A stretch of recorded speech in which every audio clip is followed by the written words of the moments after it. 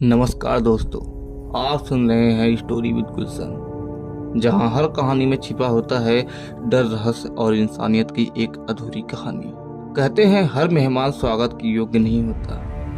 कुछ ऐसे भी आते हैं जो दरवाजा खटखटाते नहीं बल्कि कर्मों का हिसाब लेने आते हैं। दोस्तों, आज की कहानी है रात का मेहमान। एक ऐसी रात की जहां एक घर में लौटी अधूरी आत्मा और एक इंसान जो बस सच जानना चाहता था। चलिए दोस्तों, हम लोग अपनी कहानी के सफर में चलते हैं और कहानी का आनंद लेते हैं।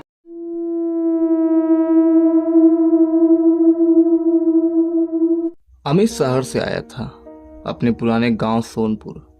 शांत हरा भरा गांव, लेकिन जैसे ही सूरज ढलता पूरा गांव सन्नाटे में डूब जाता। उसका मकसद था अपने दादाजी की पुरानी हवेली देखना। वो हवेली जहां उसने बचपन में छिपन छिपाई खेली थी, पर अब वो घर जैसे उसे पहचानता ही नहीं था।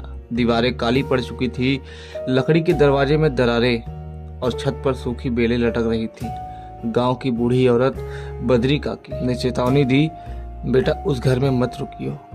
वहां हर अमावस को कोई दरवाजा खटखटाता है और जो जवाब देता है वो सुबह तक नहीं बचता। अमित ने मुस्कुराकर कहा, काकी ये सब कहानियां हैं, मैं डरने वालों में से नहीं हूँ। वो उस रात वहीं रुका। लालटेन की लौ धीमे धीमे हिल रही थी और दीवार पर उसकी परछाई कांप रही थी। रात के 11:32 हुए थे, तभी दरवाजे पर दस्तक। अमित ने टार्च उठाई। कौन? कोई जवाब नहीं। दूसरी बार। अब की बार आवाज भारी और धीमी थी। वो बोला, कौन है बाहर? तभी एक कमजोर और थरथराती आवाज आई, बेटा जरा दरवाजा खोल दो, ठंड लग रही है। अमित ने दरवाजा खोला।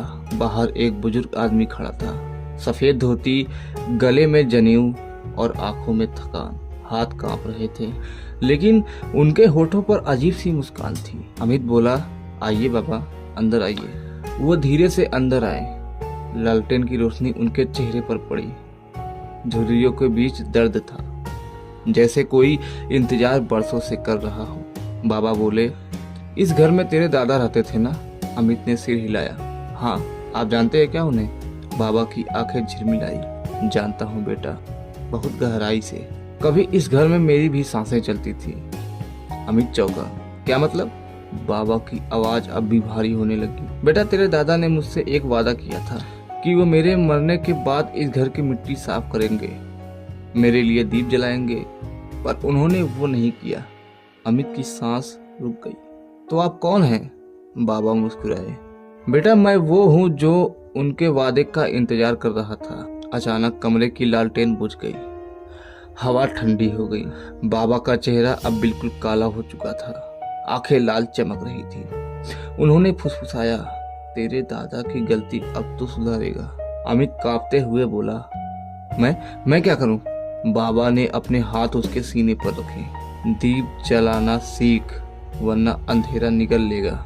अमित के कानों में सिर्फ एक आवाज गूंजी, ठक ठक ठक ठक। अगली सुबह गांव वालों ने दरवाजा तोड़ा। अमित फर्श पर पड़ा था। उसकी आंखें खुली थी, पर चेहरा शांत, जैसे किसी अधूरे वादे से मुक्ति मिली हो।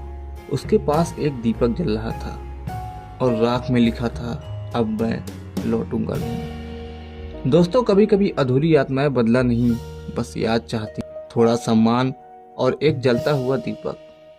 तो अगर कभी रात में कोई दरवाजा खटखटाए तो डरना मत। शायद वो बदला नहीं बल्कि मुक्ति मांगने आया हो। तो फिर मिलेंगे एक नई रहस्यमयी दास्तां के साथ। तब तक के लिए दीपक जलाए रखना, कहीं कोई आत्मा